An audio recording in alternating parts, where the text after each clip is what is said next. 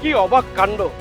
সম্প্রতি এই যে আমরা দেখতে পাচ্ছি যে বিড়লা ধর্মশালা, তার পাশে যোগে গেছে প্যালেস, অর্থাৎ তারকেশ্বর পৌরসভার প্রাক্তন চেয়ারম্যান এই বিড়লা ধর্মশালায় যারা মূলত তীর্থযাত্রী খুব স্বল্প মূল্যে এখানে তারা থাকতেন এবং রেস্ট করতেন, সেই জায়গাটি একেবারে খুব কম মূল্যে বলা যেতে পারে যে 10 কোটি টাকার উপর যেখানে মূল্য এই বিড়লা ধর্মশালা, প্রায় 85 কাঠার ওপর এই জায়গা, যার মূল্য 10 কোটি টাকার উপর, সেখানে নামমাত্র 3 কোটি টাকা দিয়ে তিনি কিনেছেন।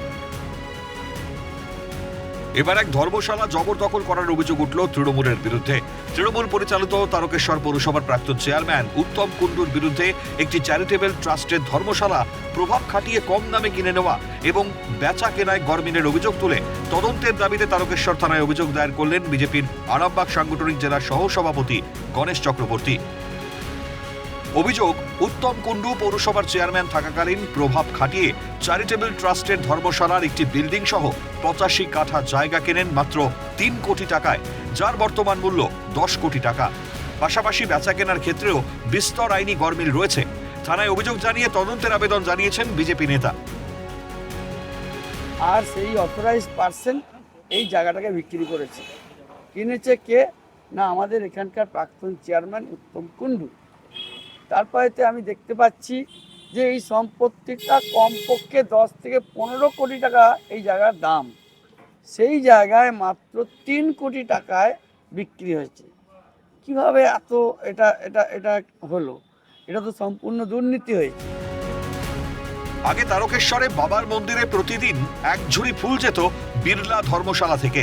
সেই ধর্মশালা এখন পরিণত হয়েছে সম্পূর্ণ ব্যবসায়িক একটি লজে, যখন থেকে উত্তম কুণ্ডু কিনেছে। তার আরো অভিযোগ, পুরনো কর্মচারীদেরও ভয় দেখিয়ে কাজ থেকে সরিয়ে দিয়েছে। এটা এখানে শ্রাবণ মাসে যাত্রীরা সব আসতো থাকতো, চৈত্র মাসে যাত্রীরা আসতো থাকতো, এবং আরও যারা মন্দিরে আসতো এমনি সময়তে তারা সব এসে থাকতো। সেটা কি বিনা পয়সা না? না না, মানে নিচের ঘরে 100 টাকা বোধহয় ভাড়া নিত, মানে খুব কম। হ্যাঁ, আর ওপর ঘরে বোধহয় ভুলে যাচ্ছি তো 300 টাকা না 400 টাকা এরকম ভাড়া নিত। স্বল্প মূল্যে যাত্রীদের হ্যাঁ ব্যবস্থা করা হতো। হ্যাঁ হ্যাঁ, ট্রাস্টের মাধ্যমে। ট্রাস্টটা কাদের ছিল? এটা জয়শ্রী চ্যারিটি ট্রাস্ট। আপনি এখানে কাজ করতেন? হ্যাঁ, আমি এখানে কাজ করতাম। মানে কতদিন থেকে কাজ শুরু করেছিলেন? আমি এখানে 89 সালে কাজে ঢুকেছি। আচ্ছা, তারপরে কত সালে আমার পার্মানেন্ট হয়েছে আমার ঠিক মনে পড়ছে না। কতদিন চাকরি ছিল? হ্যাঁ, এখনো 5-7 বছর তো কম করে চাকরি ছিল। যদিও সমস্ত অভিযোগ মিথ্যে বলে দাবি করেছেন উত্তম কুণ্ডু এবং যে কোনো তদন্তের মুখোমুখি হতে প্রস্তুত বলে জানিয়েছেন তিনি। আর হাইকোর্টের উকিলদার বোকা নয়, তারাও দেখে করেছে। সম্পূর্ণ মিথ্যে ভিত্তিহীন অভিযোগ। এর জন্য যদি আমি কোথাও ঠকিয়ে করি তাহলে আমার ফাঁসি হয়ে যাবে, আমার কোনো চিন্তা মানে আপনি তদন্ত হলে তদন্তের মুখোমুখি হতে রাজি?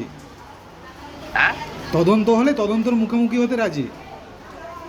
একদম, আমাকে ফাঁসি হতে হলে আমি ফাঁসি হয়ে যাবো। কলকাতার ব্যবসায়ীর থেকে তোলা আদায়, জমি হাতিয়ে নেওয়া এবং খুনের হুমকির অভিযোগে গত বুধবার কলকাতা থেকে গ্রেপ্তার হন তারকেশ্বর পৌরসভার প্রাক্তন চেয়ারম্যান উত্তম কুণ্ডু।